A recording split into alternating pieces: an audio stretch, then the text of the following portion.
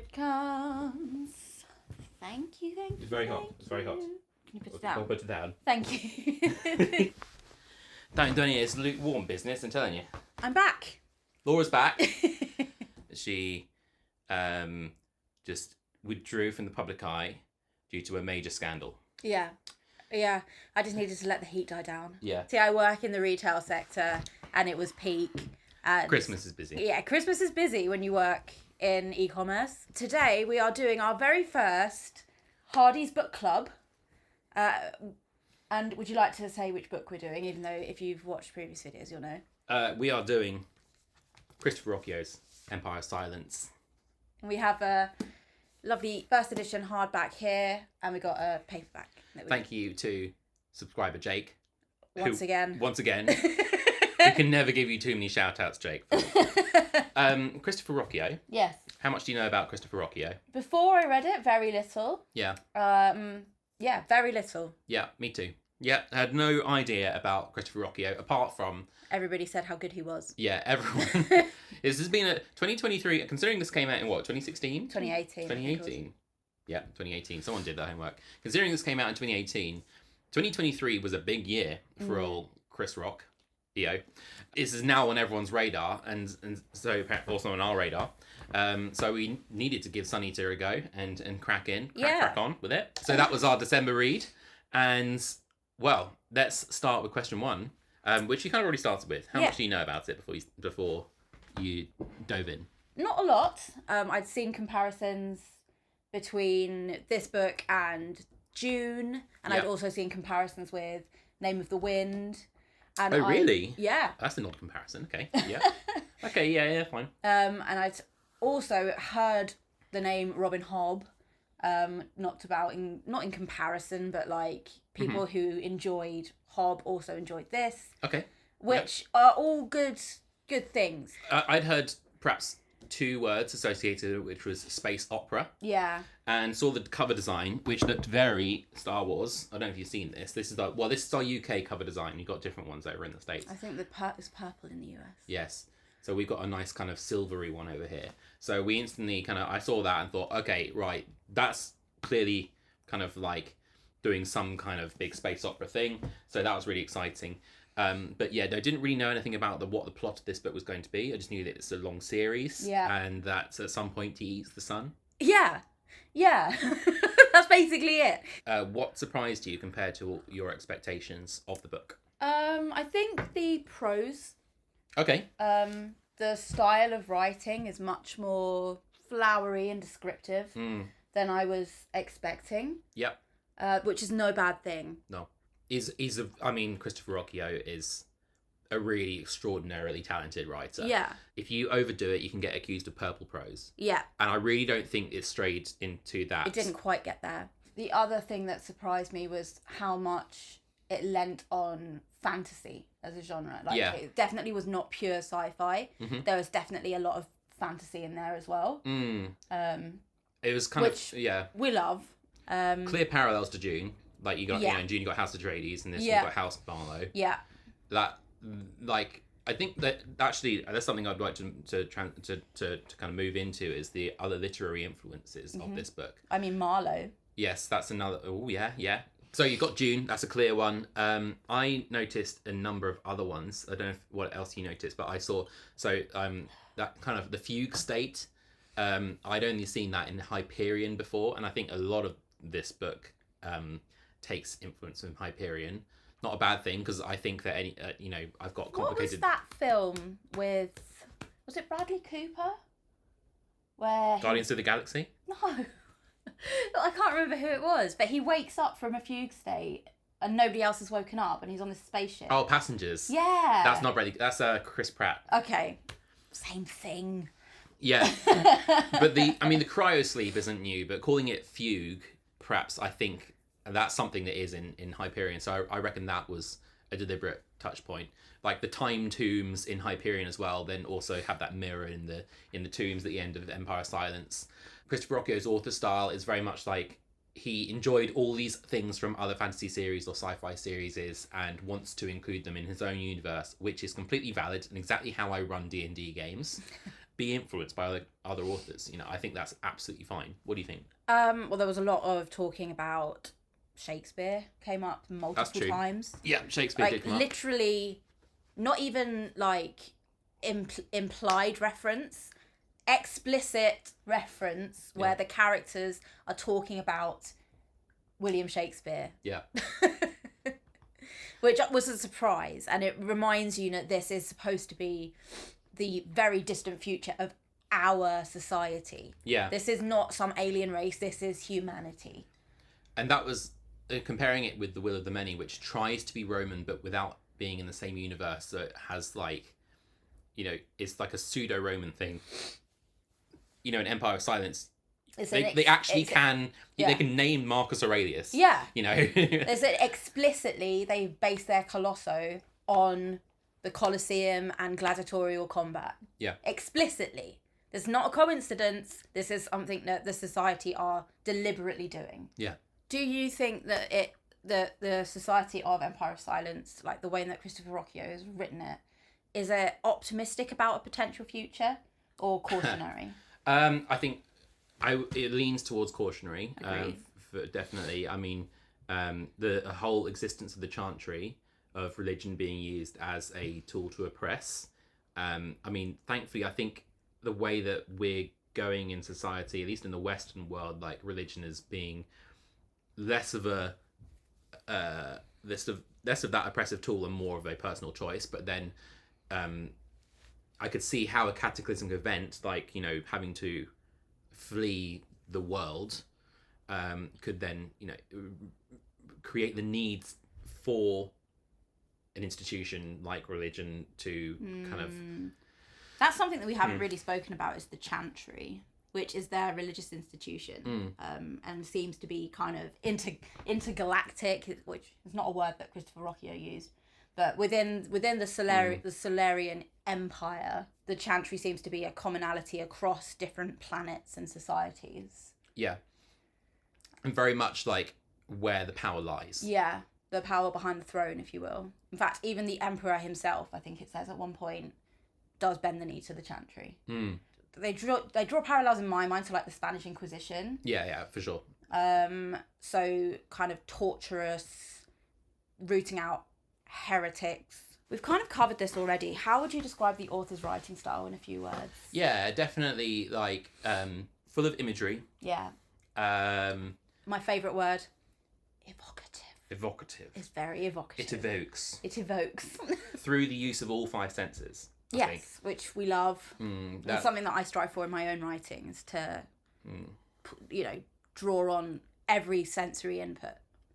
I'm going to make another comparison to Hyperion here. Sorry, this will keep happening. But I think actually both Dan Simmons and Christopher Ruocchio do a really good job of grounding space travel in the senses. So, like, you know, ships aren't like making kind of humming, you know, almost silent sounds. They're like, you know, tearing the atmosphere, you know, they're making people's eardrums burst, you know, that kind of thing. Like, there is a real physicality to the world, which I think comes across really well in the writing. And then equally, there's a scene where there's a space battle happening above the characters, where they're on the ground and there's something that's going on in the sky, and Hadrian remarks that people assume that space war is loud, but actually you can't hear anything. Yeah.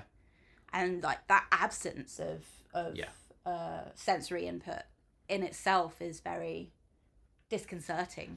The first character question. Yeah.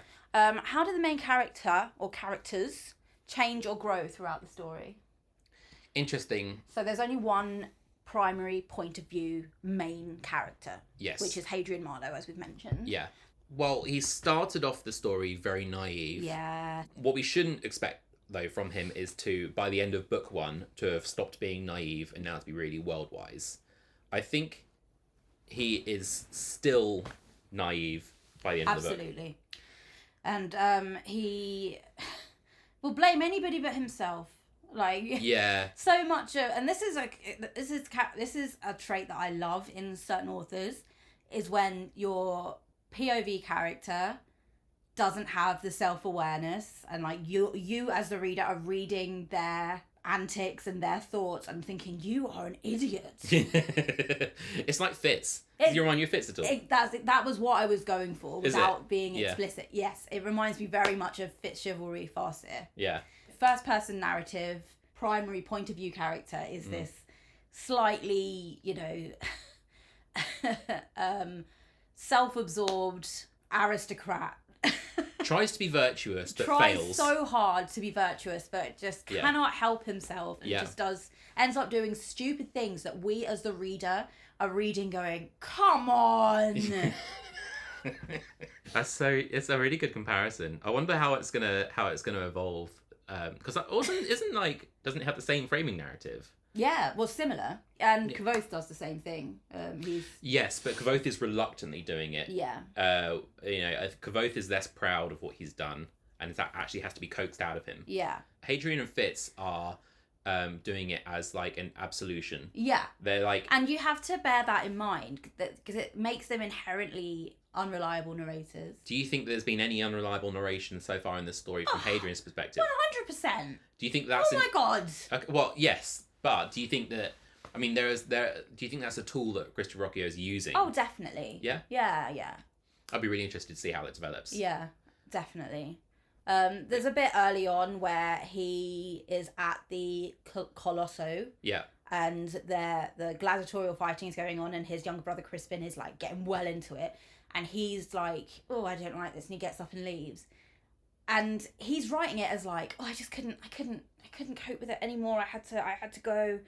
So I walked out into the city all on my own because I just couldn't deal with it. And then I got beaten up and it was dreadful. And I'm actually reading this going, yo, you are the heir to the dukedom and you are getting up in the middle of a public event and leaving. Are you really surprised that your dad's not happy about that? Yeah. So do you think that earlier stuff is even more unreliable? Oh, yeah. Yeah. Because he can't see what he's done wrong. And he paints his father as this... Well, obviously, his father is a dreadful person. That's clear throughout the story. But maybe he's the real hero in this story. What?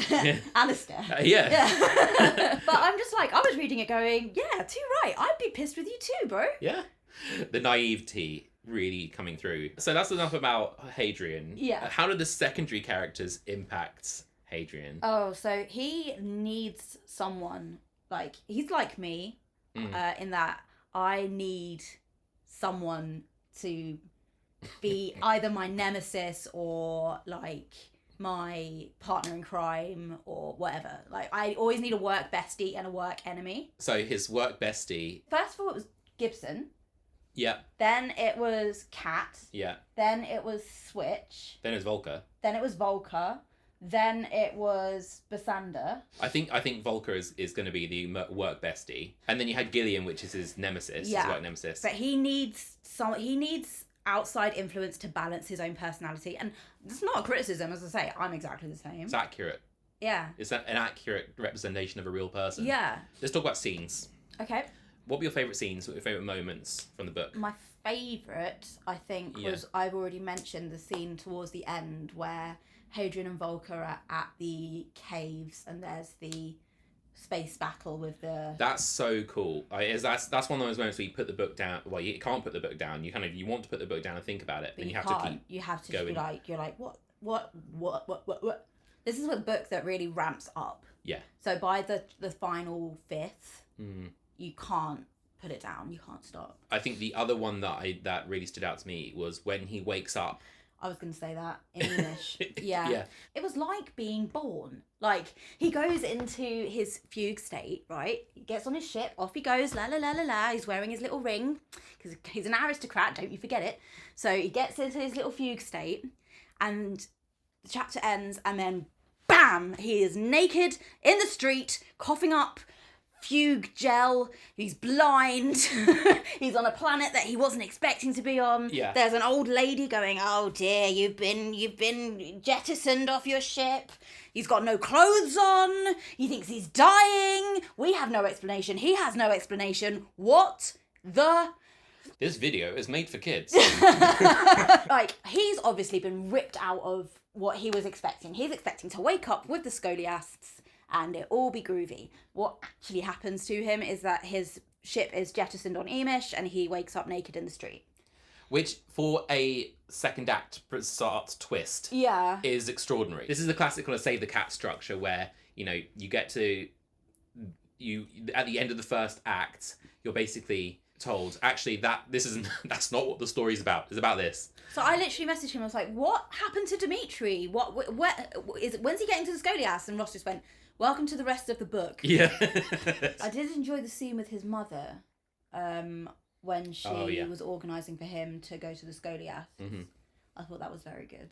Yeah. And I have to say, the women in this book are very well written. They kick ass. They do. Yeah. Quite often, especially with, you know, male fantasy authors, the women are very one-dimensional or obviously written for the male gaze, like they're describing how curvaceous they are. I think the women do feel like they're written by someone who understands women. Yeah. So let's talk about the ending. Yes. How did you feel about the ending and the setup into book 2? I liked it. It felt like it had reached a conclusion. It had reached the natural break point. He's leaving Emish. Yeah. Yeah. It did feel a bit trite. Like, now all he and his friends get their own little ship and he doesn't have to marry what's-her-face and, you know, everybody lives happily ever after. They get their ship and off they go. Quite neatly tied up in a way that's a little bit inauthentic. Yeah, that wouldn't... And like when he comes in the ship and they're all like, yay! Oh, yay, Hadrian! He's like, to you, call me Hade. I was like, oh, f*** off. But that was... I'm looking forward to reading the next one. There's definitely some interesting stuff still to explore. The whole thing with Vasander, I think, is going to be really interesting. I think going after the Sealsin, obviously, it's key to the narrative. Yeah. Finding this mythical planet, Vorgosso, or whatever it's called, Vorgossa. Something like that. It's funny, I've now started the second book, and it feels like, having put all his toys back in the box, the first thing Chris Ruocchio does in the next book is take them back out of the box again. Oh, don't tell me. I haven't started it yet. So it's fine. No it's spoilers. Good. I'm not going to spoil anything, but it's just that, you know, I think maybe when he started the writing book 2, he regretted having tied it up so neatly. Yeah.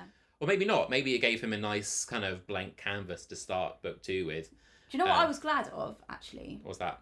Is the whole way through, like, the third, when he's friends with Volker. Yeah. I was messaging Ross, like, when is he going to kiss the girl? And actually, I'm so glad that he didn't. Yeah. Agreed. Keep that tension simmering. Yeah. So let's talk about themes. Yep. So I've just finished reading Gardens of the Moon, which is a book that is basically less plot, more themes. Yes. This book, I would say for me, less themes, more plot. What do you think? Agreed. Yeah. There are obvious narrative tropes. The unreliable narrator is a very interesting one. The religion in governance, powerful families dynamic thing. And then there's also the theme of genetic engineering. Yeah. I guess eugenics. Yeah. To a certain extent. There's a simmering kind of, not quite racism, but Hadrian does not like the homunculus. Yes. The homunculi. He does not like the character Gilliam, who is the natural child of a chantry lord, and therefore has a load of birth defects, which is a bit icky, but is... Not in a way that is like the author isn't sensitive to it, I think. Yeah, it's more that he's trying to make that point. Yeah. Obviously, we're both coming at this from an able-bodied white perspective. Yes. Would you recommend this book to somebody? Yeah. Yeah? Why? Yeah. And with what caveats? And with what caveats? I would say, yes, absolutely. I would recommend, I think, for people who are looking for a really digestible romp, and looking for a new series, because quite often, like, you know, people are looking for a series to get lost in. And it's very absorbing. We can safely say that unless something really bad happens to Chris Ruocchio, that it's going to be finished. Yeah. Oh, yeah. We're not going to get another Song of Ice and Fire. Yeah. So I would have no problem recommending this book. If you haven't read it, first of all, what are you doing watching this spoiler video? Yeah. But second of all, get on Go it. and read Go it. and read it. Read it Read and it. then report back. Yeah. Yeah, you? Hard agree. Hard agree. On all of the above. Yeah. I have nothing really to add to that. It's a very, very, very good read, and I highly recommend it. Using our rating system, Yep. what would you give this book? I would give it 13 out of 15 CL Sin warriors. Okay. It would have been 14 out of 15, but this discussion has given me some food for thought. It's not quite perfect, but it's pretty darn close. Yeah. It's a really strong setup. I would give it 6 out of 7 Delta Wing space cruisers. Why? Similar rating to yours. I'm quite generous with my ratings, so I do think that's quite a generous rating. It's a strong book. It's a really good setup, but I would hold back the extra half a Delta Wing space cruiser until I know where the story's going. Yeah. Thank you for joining us for our inaugural Hardy's Book Club. What book are we reading next month, Rossi? We'll announce it in the comments. Yeah, and we'll also paste the questions that we went through here in the comments as well. Yep. Or in the description, rather. So if you've read it and you'd like to chime in, feel free to join the discussion. We would love to debate with you. Yeah. Like and subscribe. Yes, it do would that. do us a huge favour. Follow us on Instagram, on TikTok at Hardy's Books. Mm-hmm. And the main reason that we're here is that we have our own shop, which is hardysbooks.co.uk, where we sell rare and antiquarian first editions, signed editions, fun, weird, esoteric nonsense. So if that is your cup of tea, then head to hardysbooks.co.uk and see if there's anything that you would like to purchase. Love you! Mwah, mwah, mwah.